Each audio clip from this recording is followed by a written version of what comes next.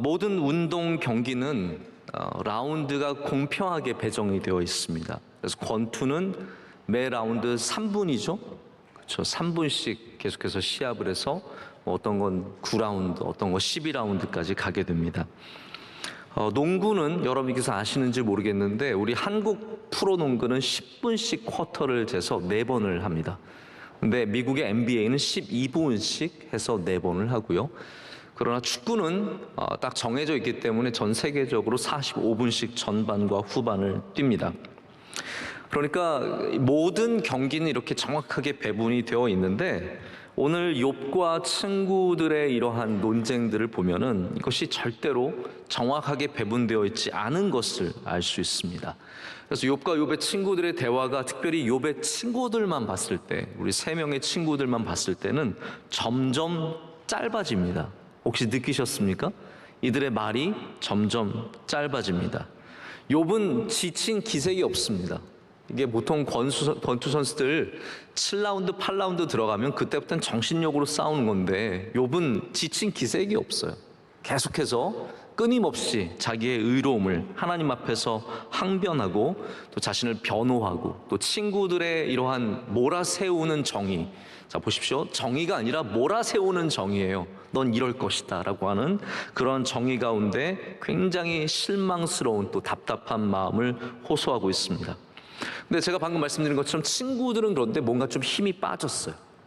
왠지 모르게 뭔가가 좀 이렇게 빠진 것 같아요. 그래서 3라운드만 보자면 오늘 우리가 3라운드 마지막 이게 지금 장면입니다.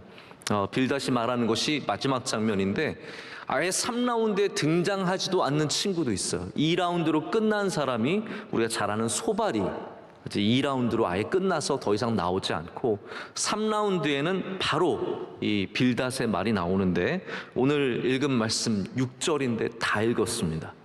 한 장이 6절밖에 되지 않고 이 욥에서 가장 짧은 장이 바로 오늘 욥기 25장의 말씀입니다. 그럼 왜 이렇게 짧아졌을까요? 여러 가지 이유가 있을 것 같습니다. 그런데 분명히 이건 아니에요. 문학적인 장치로서의 이유는 없습니다. 만약에 예를 들어서 제가 설교는 저는 이제 3대지 설교는 많이 안 하잖아요. 여러분 그게 무슨 말인지는 아세요? 3대지 설교라고요. 본문에서 첫째는, 둘째는, 셋째는 이렇게 말하는 걸 이제 3대지 설교. 그러고 보니까 지난주에 제가 3대지 설교했네요. 첫째는, 둘째는, 셋째는 많이 하는데 많이 안 하는데 많이 안 하는데도 하고 있는데요. 그러고 보니까 오늘도 3개네요. 이런 참 모순된 제가. 어쨌든 설교를 할 때 3대지 설교를 하면요, 목회자가 관심을 가져야 되는 거는 이 3개의 배분이 비슷해야 됩니다. 첫째와 둘째와 셋째가 배분이 비슷해야 듣는 사람들이 이게 3개가 자연스럽게 또 합해지고 또 하나씩 의미를 갖게 되는 거죠. 그런데 만약에 설교자가 이게 좀 힘들고 어려우면은 한 대지는 굉장히 길고 집중적으로 설교하고 나머지는 그냥 읽는 둥 마는 둥 이렇게 넘어가게 되면 교인들도 들으면서 좀 헷갈립니다. 그러니까 욥기에서 만약에 이게 문학이라고 생각해 보세요. 제가 그 말씀을 드리고 싶은 거거든요. 이게 만약에 문학적으로 고난에 대해서 사람들이 만들어낸 신학적인 문서다 라고 한다면 이런 식으로 논쟁하면 안 된다는 거죠. 왜냐하면 당연히 독자들은 3명의 사람들이 3명의 라운드 동안에 3번의 질문들과 호소를 배분이 정확하게 해야 문학적으로 이게 맞는 구조가 되는 것입니다. 그러나 욥기는 문학이 아니라 실제예요. 욥기는 그냥 사람들이 만들어서 어떻게 고난의 문제를 해결해 보려고 하는 그러한 문학적인 시도가 아니라 바로 욥이라는 실존의 인물이 그의 친구들과 직접적으로 나눴던 그 고난과 고통과 슬픔의 이야기가 담겨 있는 책입니다. 그래서 여기는 당연히 3라운드에도 이렇게 짧게 나올 수 있는 것이고 어떠한 순간에 어떠한 길이의 말이 나올지 우린 전혀 예측을 할 수 없게 됩니다. 그래서 오늘 말씀은 이 빌닷을 통해서 마지막으로 세 친구의 모든 논쟁 중에 마지막 이게 지점입니다. 이 이후에는 욥이 30장까지 자기의 변론과 친구들을 향한 항변을 하고 나서 31장부터 엘리후라는 지혜 있는, 나이 많은 지혜 있는 사람이 나와서 엘리후에 이제 계속해서 되는 논쟁이 시작이 됩니다. 여러분, 그럼 우리가 요쯤에서는 한번 이 친구들이 갖고 있는 근본적인 오류에 대해서 한번 생각을 해봐야 됩니다. 뭐가 문제인가? 우리가 여러 번 지금 친구들의 말씀을 나누지 않았습니까? 여러분이 생각하기에는 욥의 친구들의 문제가 뭔 것 같아요? 솔직히 아직도 잘 모르시겠죠? 맞는 말 하는 것 같은데 왠지 그냥 못돼 보인다 느낌 정도? 좀 죄송합니다. 이런 표현을 강단에 제가 쓰면 안 돼요. 싸가지 없다는 느낌 정도? 얘네가 분명히 무슨 맞는 말을 하는 것 같은데 누가 봐도 너무 심하고 너무 몰아세우고 욥의 친구라고 도저히 저희가 생각할 수 없을 정도로 욥을 비난하는 모습을 보게 됩니다. 그럼 여기 분명히 오류가 있습니다. 그럼 왜 이런 오류를 갖고 있느냐? 사실 이분들의 말씀을 우리가 쭉 보면은 어떤 누구보다도 신학적으로 맞는 말이에요. 오늘 말씀도 보십시오.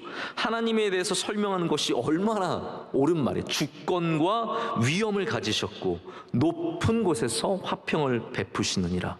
아멘. 아멘 하셔도 돼요. 너무 겁내지 마세요.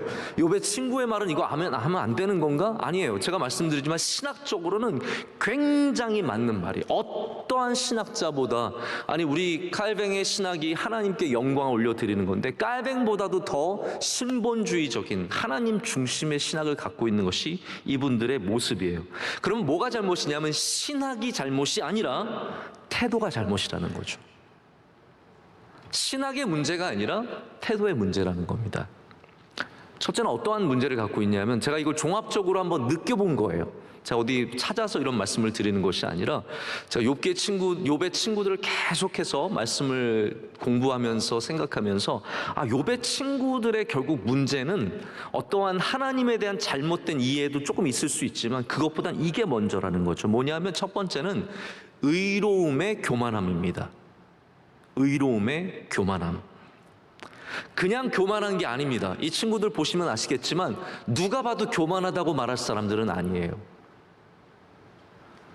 이분들은 굉장히 훌륭한 신앙인들이고 욥의 진실된 친구들이었습니다.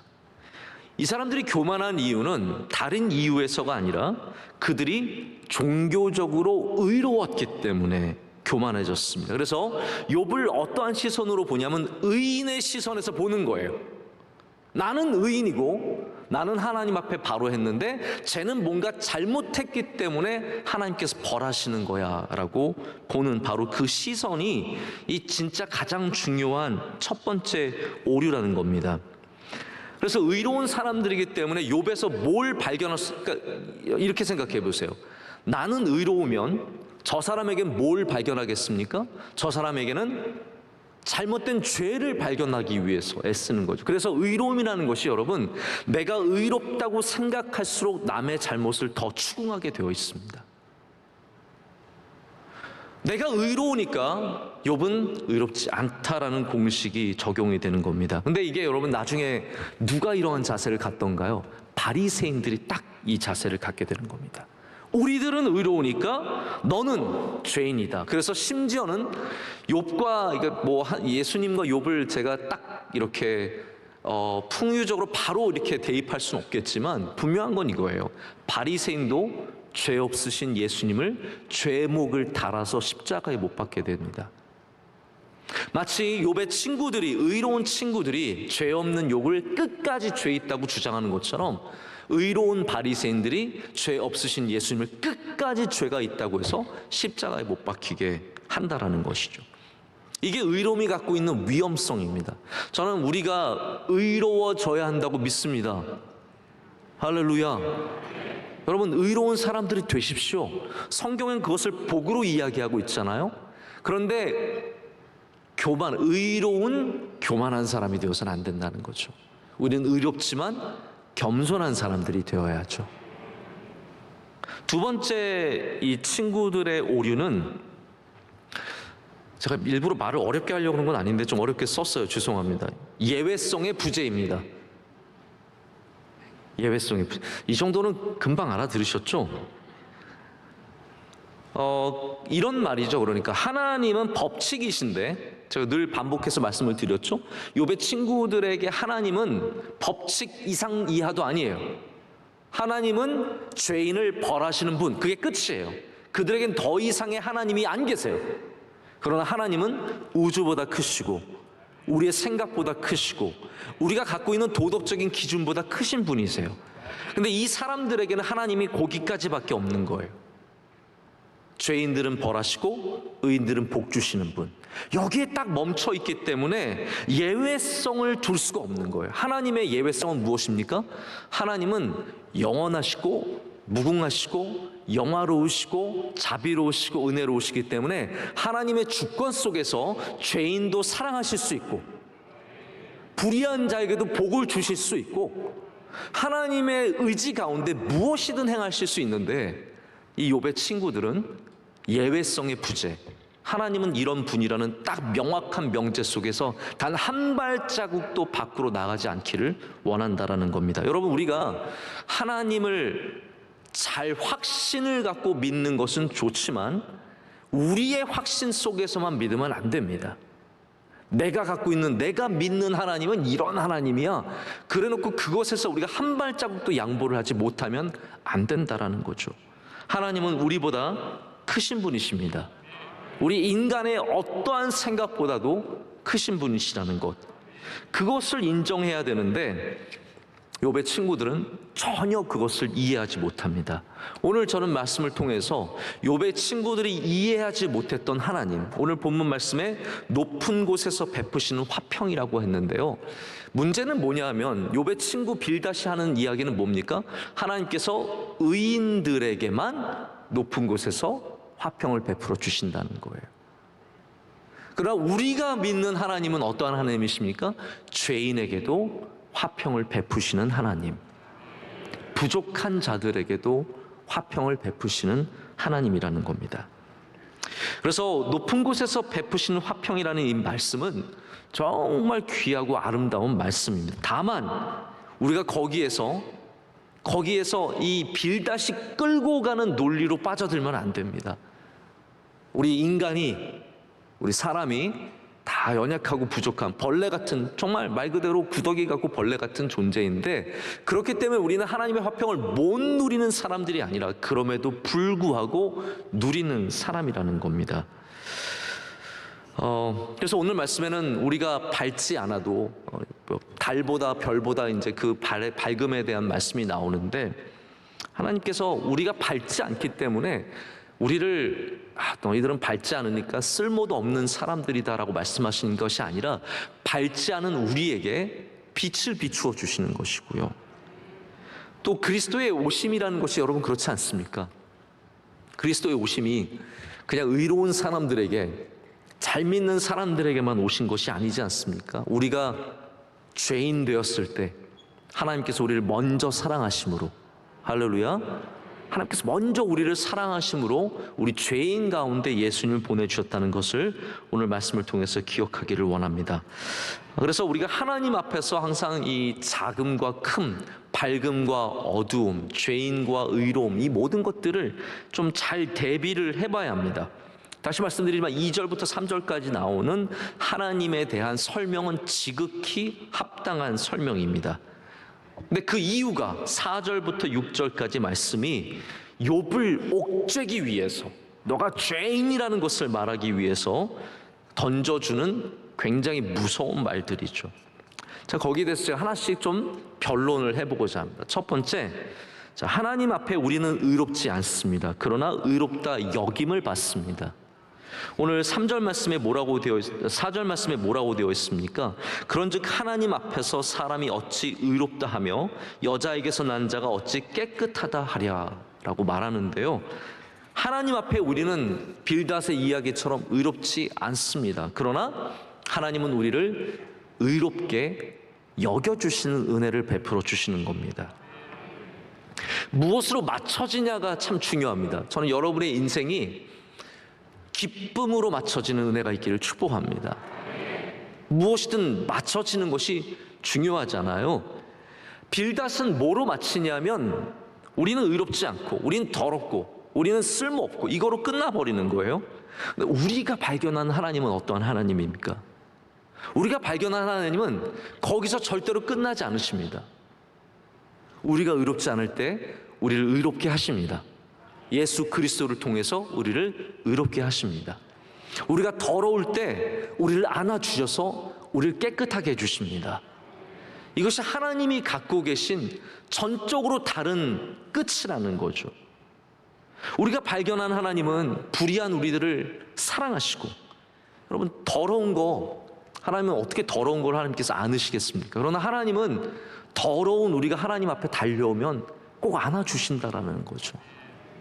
절대로 그냥 넌 더러우니까 절대로 내 곁에 오지 마라 이렇게 말씀하신 하나님은 아니라는 거죠. 우리의 불의가 끝이 아니고 우리의 연약함이 끝이 아닌 줄로 믿습니다.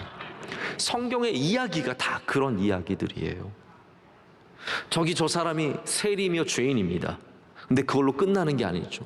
예수님께서 그를 만나 주셔서 주님 앞에 쓰임받는 일꾼으로 만들어 주십니다. 이것이 성경의 이야기. 저 환자는 성경의 표현대로 말하자면 더러운 사람이에요. 혈루병 걸린 여인이고 나병 걸린 환자들이에요. 가까이 사람들이 만지면 안 되는 untouchable이에요. 절대로 건드려서는 안 되는 사람들이죠. 그러나 그것이 끝이 아니라 예수님은 그 끝에 가셔서 그들에게 새로운 것을 시작하게 하십니다. 그들을 고쳐주시고 주님께 쓰임받는, 가서 복음을 전하는 주님의 일꾼으로 삼아주시는 거죠. 예수님 믿는 사람이 누리는 복이 무엇입니까? 끝이 아니다라는 것. 심지어 우리 죽음도 끝이 아니라는 것. 이것이 예수님을 믿는 사람들이 누리는 복입니다. 저녁까지 일이 없었어요. 그래서 오늘 어떻게 내가 집에 먹을 걸 갖고 들어가지? 너무나 상심하고 슬퍼서 시장 어귀에서 두리번 거리다가 어슬렁 거리다가 마음을 다 접고 그냥 어쩔 수 없다, 집에 가서 어떻게 남은 누룽지라도 끓여 먹어야지 하고 들어가려고 하는데 저기서 사람들이 헐레벌떡 와서 여기 오세요. 우리 포도원에 가서 일합시다. 1시간밖에 안 남았지만 우리 가서 일합시다. 가서 일하면 내가 하루의 몫을, 우리 주인이 하루의 몫을 주신답니다 라고 그 절망 속에서 끝을 바라보는 사람을 구원해 주는 것이 바로 성경의 이야기라는 겁니다. 그래서 우리가 의롭지 않음이 끝이 아닙니다. 우리가 깨끗하지 않음이 끝이 아니고 오늘 공쳤다가 끝이 아닙니다. 성경은 온통 이런 말씀으로 가득합니다. 다 끝이라고 생각하는 사람들에게 그게 끝이 아니라 거기서도 하나님의 은혜가 있다라는 것. 제가 오늘 사실 결론적으로 드리고 싶은 말씀이 그거였거든요. 제가 맨 마지막에만 말씀을 드리려고 했는데 여러분께서 미리 알고 계셔도 좋으실 것 같아요. 욥의 친구 빌닷이 모르는 게 무엇입니까? 하나님의 은혜를 모른다라는 거예요. 하나님의 은혜를 의로우로만 판단하고 깨끗하고 더러운 것으로만 판단해버리는 그런 안타까움이 있다는 겁니다. 여러분, 우리가 예수님 믿으면서 사람들을 의로우로만 판단하시면 안 됩니다. 우리는 하나님의 은혜로 볼 줄 알아야 되는 것이죠. 은혜를 베풀 줄 알아야 되고 은혜를 아는 사람들에게 하나님께서 끝이 아니라 거기서 새로운 것이 있다는 것을 보여주십니다. 그래서 하나님은 의롭지 않은 우리를 의롭게 여겨주셔요. 여겨주신다는 말이 그런 거 아닙니까? 그렇지 않음에도 불구하고 그렇다고 말하는 것. 그게 여겨주심이죠. 제가 명성교회에서 누리는 은혜 중에 하나는 우리 부교육자님들도 저한테 오셔서 가끔 목사님 오늘 말씀에 은혜 받았습니다. 그러면 제가 힘이 빠지겠어요? 좋겠어요?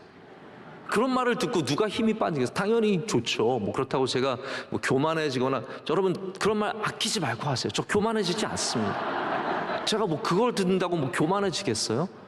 네? 언제 제가 늘 부족한 걸 아니까 그걸로 교만해지지 않는데요. 그러나 제가 아는 것은 뭐냐면 단순히 제가 정말로 말씀을 잘 전해서가 아니라 그렇게 여겨주는 은혜가 우리 교회에 있기 때문이에요. 그래서 우리 교회 오신 목사님들은 죄송한 얘기지만 다 자기들이 설교 잘한 줄 알아요. 늘 우리는 그렇게 어떠한 말씀이 여기서 선포되든지 그것을 은혜로 받기 때문입니다. 은혜가 여겨주는 거예요. 우리는 의롭지 않지만 예수 그리스도를 믿는 우리를 하나님께서 의롭다 여겨주십니다. 하나님의 사랑과 은혜에 대한 이해가 없으면 절대로 여김이 뭔지 무슨 말인지 이해를 못하는 거예요. 제가 어저께 저희 어머니랑 통화를 하는데 이제 어머니가 부스터샷을 맞으시고 좀 아프셨어요. 3번째 맞으시고 좀 여성분들이 특히 이제 그쪽으로 좀 팔이 아프시고 좀 그러신 것 같아요. 또 원로 목사님은 하나도 안 아프시대요. 지금 여기 계시는데 너무 안 아프시대요. 어머니랑 이제 통화를 하는데 어머니가 이제 갑자기 그러시는 거예요. 야, 너희 애들은 참 예쁘다. 너희 애들은 참 셋이 다 예쁘다. 물론 팩트에 가깝지만 그게 뭐예요, 여러분? 할머니가 손자, 손녀를 예쁘게 여겨주는 거 아닙니까? 여겨주는 거죠. 뭐 다 이쁘겠어요. 이상한 짓도 하고 말도 잘 안 듣기도 하고 그래도 여겨주는 거죠. 하나님께서 우리를 어떻게 여기시겠습니까? 저놈의 죄인, 저놈 나쁜 놈, 저 쓸모없는 놈, 저 더러운 놈 그러시겠습니까? 우리를 사랑하시는 하나님께서 우리를 여겨주실 줄로 믿습니다. 오늘도 여러분 절대로 자격지심에 빠지지 마십시오. 나는 쓸모없는 사람이고 나는 별 볼 일 없는 사람이고 나는 교회에서도 알아주지 않고. 아닙니다. 하나님께서 여러분을 정말로 사랑하시고 귀하게 여겨주십니다. 나는 별로 직업도 안 좋아. 아니요, 여겨주신다니까요. 나는 교회에 뭐 낸 것도 아니요, 쳐주세요. 많이 낸 걸로 여겨주세요. 여러분께서 뭘 잘해서 하나님께 인정받으려고 하지 마시고요, 그냥 그 있는 모습 그대로 나가시길 축복합니다. 하나님께서 여러분을 기꺼이 귀하게 여겨주시고 깨끗하게 여겨주시고 의롭다 여겨주실 줄로 믿습니다. 두 번째, 우리의 빛은 밝지 않습니다. 오늘 말씀을 보면 5절 말씀을 보면 보라 그의 눈에는 달이라도 빛을 발하지 못하고 별도 빛나지 못하거든 이라는 말하고 있습니다. 우리의 빛은 밝지 않습니다. 그러나 우리는 하나님 앞에서 아름답습니다. 다시 말씀, 우리의 빛은 밝지 않습니다. 그러나 우리는 하나님 앞에서 아름다운 존재입니다. 하나님의 기준은 까다롭습니다. 여러분 이건 아셔야 돼요. 하나님은 엄청 까다로운 기준을 갖고 계세요. 그래서 하나님 앞에서는 완전한 것이 하나도 없습니다.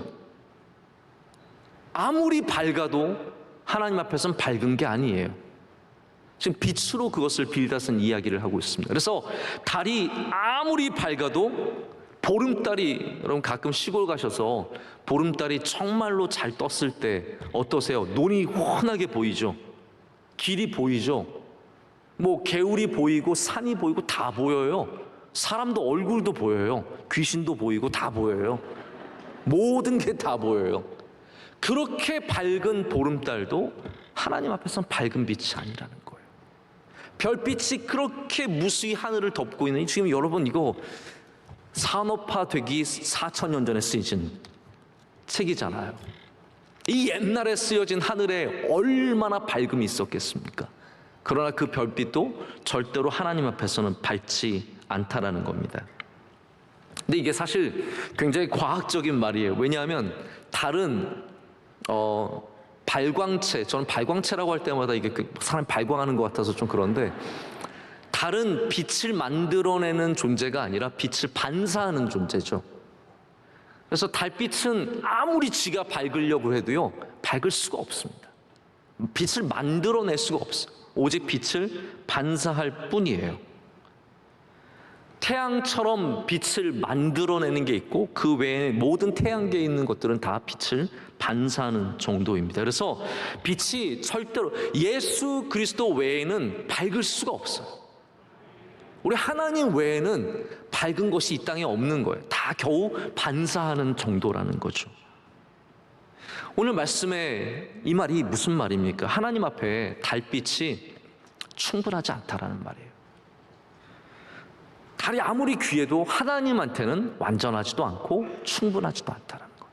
별빛도 아무리 아름다워도 하나님 앞에는 완전하지 않고 충분하지 않다는 말이에요. 이게 얼마나 신학적으로 맞는 말이에요. 지금 다 이거 사실 깔뱅이에 갖다 넣어도 다 맞는 말로 들어갈 수 있는 것들이에요.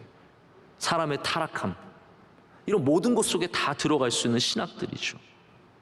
하지만 여러분, 이런 면으로 생각을 해보세요.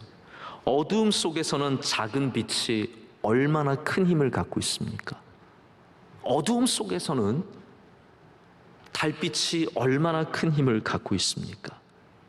이 작은 빛이라도 우리가 하나님 앞에서 아름다울 수 있다는 사실을 잊어서는 안 됩니다. 우리는 대단한 존재들은 아니지만 하나님 앞에 아름다운 존재가 될 수 있습니다.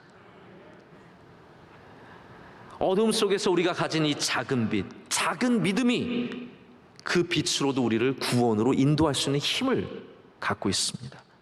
등대가 해처럼 빛나서 배들을 인도하는 것이 아니라 칠흑 같은 어둠 속에 있기 때문에 등대가 배들을 인도한다는 사실이에요. 그래서 이 땅에서 우리가 태양처럼 빛나지 않을지라도 어두운 이 땅에서 믿음의 빛을 잃지 않으면 우리 모두가 아름다운 빛이 될 수 있는 줄로 믿습니다. 제가 재미있는 얘기를 읽었어요. 1994년에 아마 기억하시는 분들도 계실 거예요. 92년에는 그 LA에서 폭동이 일어나서 우리 한국 분들이 굉장히 고생하셨죠. 우리 한인들이 뭐 위에 올라가서 총으로 막 가게를 지키고 그랬었는데 94년에는 LA를 비롯한 캘리포니아에서 큰 지진이 있었습니다. 정말 많은 사람들이 죽고 건물이 무너지고 아주 큰 재난을 당한 적이 있습니다. 지진이 나면서 모든 전기 공급이 다 끊겼습니다. 라디오도 끊기고 텔레비전도 끊기고 뭐 도시가 그날 밤 칠흑같이 어두워진 거예요. 아무도 빛을 가질 수가 없는 겁니다. 근데 그날 밤 LA에는 천문대가 있어요. 그리피트라고 하는 굉장히 유명한 관광지이면서 유명한 천문대가 있습니다. 그 천문대에 전화가 그렇게 많이 왔대요. 어떤 전화가 왔냐 하면 하늘에 이상하게 회색 구름띠가 떠 있다. 이것과 지진이 무슨 관계가 있는 거 아니냐? 왜 갑자기 하늘에 저렇게 회색 구름띠가 있느냐? 라고 어마어마한 전화가 왔다는 거예요. 한참을 이 천문대가 그것을 찾아보려고 노력을 하고 그러다가 알아낸 게 있어요. 이게 무엇인지 알아낸 거예요. 회색 구름띠가 뭐냐? LA에 있던 사람들이 한 번도 하늘의 별을 보지 못한 거예요. LA에 있던 사람들 너무 그 빛공해가 강하다 보니까 하늘의 별이 안 보였대요. 근데 이게 지금 정전 때문에 완전히 빛이 꺼지면서 그들이 처음으로 맑은 하늘, 정말 별빛이 반짝거리는 하늘을 보게 됐는데 그들이 말했던 회색 구름띠는 은하수였다는 거예요. 은하수를 처음 봐가지고 전부 다 하늘에 구름띠가 있다라고 얘기를 했다고 합니다. 미국의 인구의 절반 정도는 은하수를 볼 수가 없고 세계 인구의 4분의 1이 은하수를 볼 수가 없대요. 여러분, 우리나라에서도 은하수 거의 못 봅니다. 어디가 우리나라에서 천체를 가장 깨끗하게 볼 수 있는지 아십니까? 경상북도 영양군. 이건 제 얘기가 아니에요. 실제로 뉴스에 났어요. 우리나라에서 가장 청정지역, 가장 별이 잘 보이는 곳은 어디냐? 경상북도 영양군, 일월산.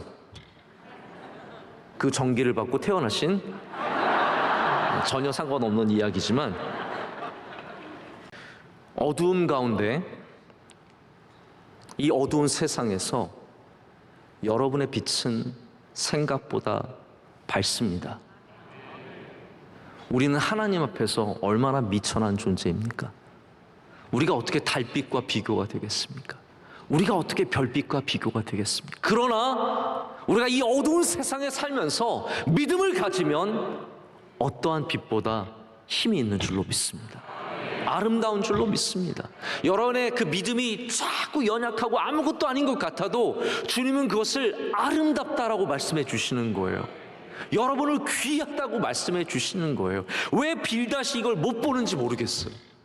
빌닷은 조금만 잘못하면 하나님 눈에 밖에 나가는 버려지는 쓸모없는 벌받는 인생으로만 생각을 하고 있는데, 사실 욥은 그런 죄를 지은 적도 없지만 심지어는 그렇게 죄를 짓고 사실 하나님 앞에 너무 부족해도 여러분, 하나님을 경외하는 자들은 하나님은 버리지 아니하신다라는 거예요. 여러분, 그러한 구조라면 라합이 어떻게 쓰임을 받을 수 있겠으며 성경에 있는 수많은 이 연약한 자들이 어떻게 하나님께 부르심을 받겠습니까? 라합이 여리고의 빛이었습니다. 그의 삶이 부족하고 부끄러운 일들을 했지만 하나님 믿는 그 신앙이 있었기 때문에 그 아름다운 빛으로 있었고, 하나님께서는 라합을 사용하셔서 이스라엘의 어머니가 되게 하십니다.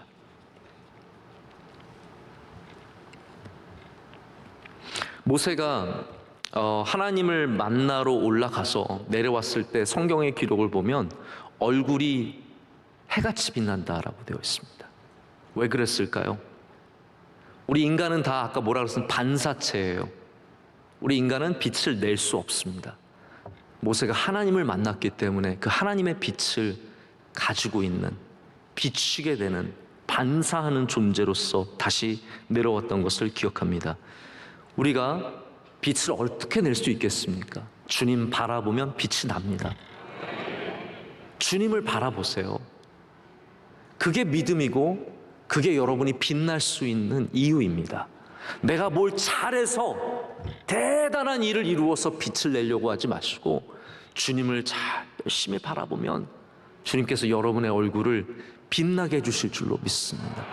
여러분의 삶을 빛나게 해주시고 그 빛을 통해서 이 땅의 어두운 곳에 여러분들을 사용하셔서 사람들로 길을 찾게 하시고 복음을 통해서 새로운 삶을 시작하게 하시고 우리를 통해서 하나님께서 역사하실 줄로 믿습니다. 세 번째, 3대지 설교를 이렇게 제가 자주 하게 될 줄이야 전 잘 몰랐습니다. 제가 3대지 설교를 잘 안 하는데 오늘도 세 번째, 우리의 존재는 미천합니다. 그러나 하나님 앞에서 위대합니다. 할렐루야. 자, 6절 말씀을 다 함께 읽겠습니다. 하물며 구더기 같은 사람, 벌레 같은 인생이랴. 아멘.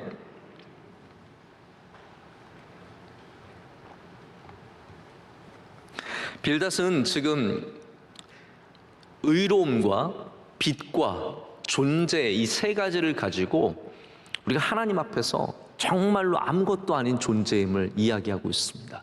근데 저는 이 세 가지를 가지고 그럼에도 불구하고 우리가 얼마나 하나님 앞에서 귀한 존재인가를 말씀을 드리고자 오늘 말씀을 드리고 있는 겁니다. 우리는 구더기 같은 사람, 벌레 같은 인생, 한마디로 말하자면 미천한 존재입니다. 여러분, 그런 상상을 해보신 적 있으시죠? 내가 우주 안에서 어떠한 존재일까? 이 큰 우주에서 나는 과연 얼마만큼의 가치를 갖고 있을까? 우리 대한민국에서 이 수많은 사람 가운데 나는 어떠한 존재일까? 우리는 아무것도 아니죠. 어떻게 보면 정말 구더기같이 그냥 땅에 기어다니는, 그냥 왔다가 사라져도 아무도 알지 못하는 그러한 존재일 수밖에 없습니다. 그런데 하나님께서는 한마디로 말하자면 그런 우리를 위해서 하나님의 독생자 예수 그리스도를 보내주셨습니다. 성탄의 이야기가 바로 그 이야기고, 저는 그래서 말씀을 준비하면서 이것도 대림절에 주시는 말씀인가라는 그런 생각을 해봤어요. 우리의 이 미천함 속에서 이 미천한 자를 위해서 하나님은 위대한 일들을 행하시는 것을 보게 됩니다. 저는 이 이야기의 버전을 여러 가지로 들었는데 처음으로 원본 이야기를 접하게 됐어요. 아마 여러분들도 다 들어보신 이야기실 텐데, 어떤 사람은 아프리카에서 이랬다 그러고 어떤 사람은 이제 다른 곳에서 그렇다 그러는데요. 이 이야기는 스티븐 코비의 오늘 내 인생 최고의 날이라는 책에 적혀 있는 이야기입니다. 남태평양 키니와타라고 하는 섬에 쟈니 링고라는 성실한 사람이 살았습니다. 여러분, 이 정도 되면 거의 진짜 이야기 맞겠죠?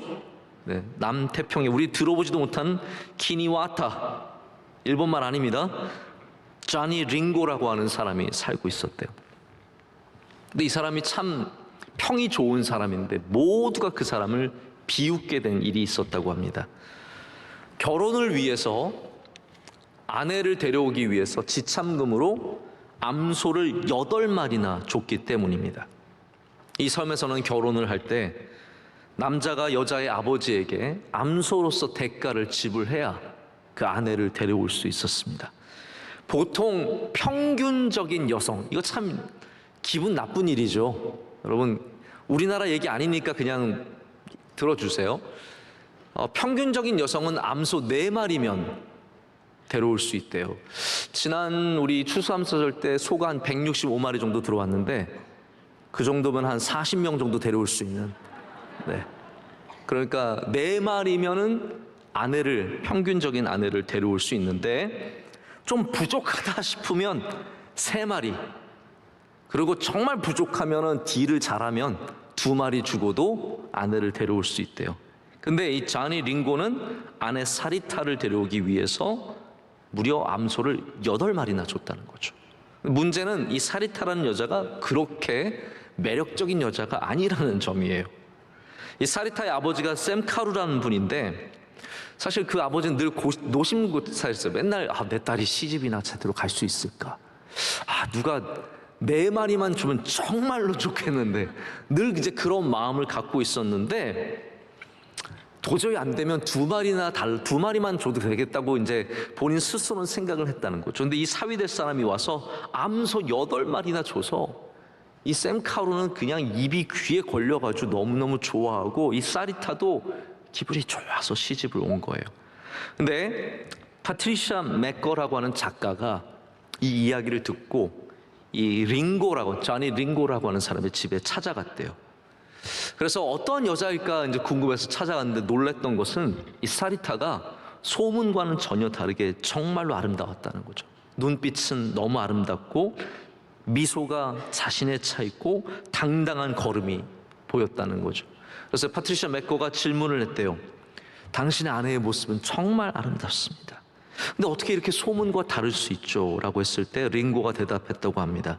결혼 후에 여자들은 모여서 서로 이야기하면서 내 남편이 나를 암소 몇 마리로 데려왔다를 늘 얘기한다고 들었습니다.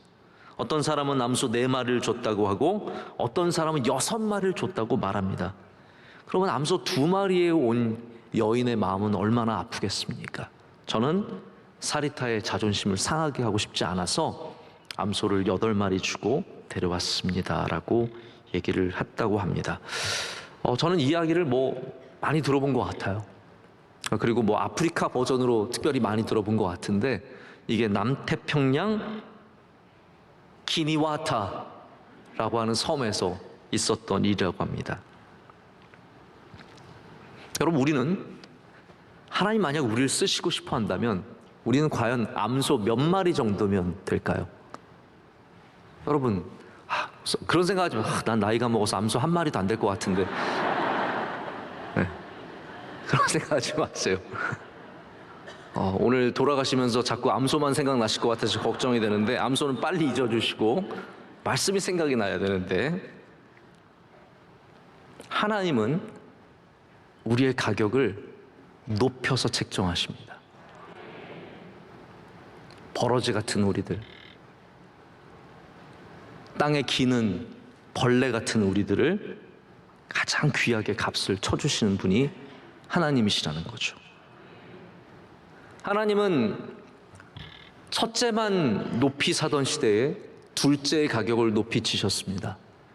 그래서 에서가 아니라 야곱을 택하셨습니다. 야곱의 수많은 아들들이 있었지만 11번째 요셉을 하나님께서는 귀하게 여기셔서 그의 값을 높이 쳐주셨습니다. 이새의 집에서는 아예 초청도 받지 못했던 막내 아들 다윗이 가장 높은 가격으로 책정이 되었습니다. 예수님은 어부를 높이 쳐주셨고 죄인과 세리를 높이 쳐주셨고 미천한 자들을 높이 쳐주셔서 그들에게 가장 귀한 것으로 주님께서 베푸셨던 것을 우리는 기억하고 있습니다. 성경은 여러분 그런 이야기잖아요. 아무것도 아닌 나를 하나님께서 사랑하신다는 것, 귀하게 여기신다는 것. 여러분, 교회 다니시면서 교회가 나를 귀하게 안 여겨, 그런 마음은 절대로 안 가지셨으면 좋겠습니다. 저는 우리 원로 목사님께서도 교인 한 분 한 분을 얼마나 사랑하고 귀하게 여기고, 여러분들이 무슨 직업을, 여러분 목회해 보시면 아시는데, 목회를 안 해보셔서 그래요. 직업 별로 중요하지 않아요. 그렇게 중요하지, 학교 어디 나왔는지 전혀 중요하지 않아요. 무슨 좋은 옷을 입었느냐 안 입었느냐 하나도 중요하지 않아요. 예수님 믿는 게 제일 중요합니다. 예수님 믿는 게 제일 중요하기 때문에 나머지는 아무것도 아니고, 예수님만 믿으면 여러분은 최고의 값으로 책정을 받는 줄로 믿습니다. 여러분, 말씀을 제가 맺겠습니다. 욥의 친구들이 보지 못한 것이 무엇일까요? 욥의 친구들은 의로움은 보았고 정의로움은 보았지만, 그들이 보지 못했던 것은 하나님의 사랑의 크기, 하나님의 은혜의 깊이, 하나님의 긍휼하심의 넓이를 전혀 보지 못하고 있었습니다. 여러분, 우리가 신앙생활하면서 율법만 생각하면은 하나님의 사랑을 잘 보지 못합니다. 정의로움만 생각하면은 하나님의 은혜를 잘 알지 못합니다. 저는 우리 명성교회 교인들이 당연히 정의로운 삶을, 또 도덕적이고 윤리적인 삶을 살아야 한다고 믿지만, 저는 그것보다도 여러분께서 더 크신 하나님의 사랑을 아셨으면 좋겠습니다. 하나님의 은혜를 아셨으면 좋겠습니다. 그럴 때 우리 교회도 우리 서로 귀하게 여겨주고, 서로 축복하고, 서로 하나님의 은혜를 함께 많이 나누는 그런 복된 교회, 하나님의 높은 곳에서 베푸시는 화평이 가득한 교회가 될 줄로 믿습니다.